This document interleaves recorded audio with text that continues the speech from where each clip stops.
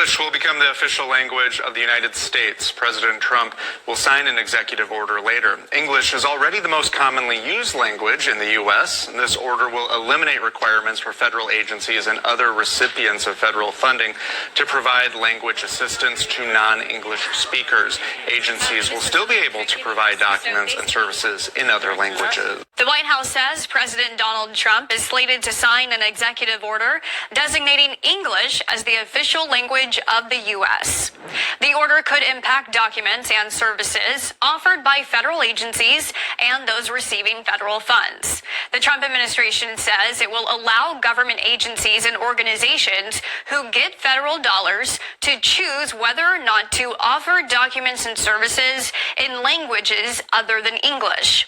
The executive order would repeal a Clinton-era mandate requiring the government and organizations receiving federal funding to provide language assistance to non-English speakers.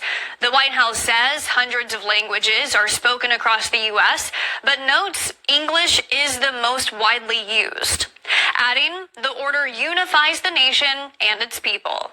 More than 30 states reportedly have passed laws establishing English as their official language.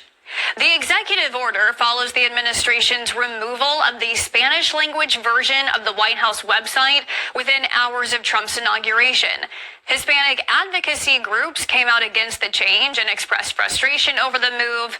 The president and CEO of the Hispanic Federation told PBS at the time, if the White House is seriously interested in engaging with Latinos, the second largest group in this country, then they need to make sure that updates can be distributed in Spanish, a preferred language for millions in our community. The White House has promised to bring the Spanish language version back online, but as of Friday, it remains unchanged. Trump also removed the Spanish version of the website during his first term, but former President Joe Biden restored it.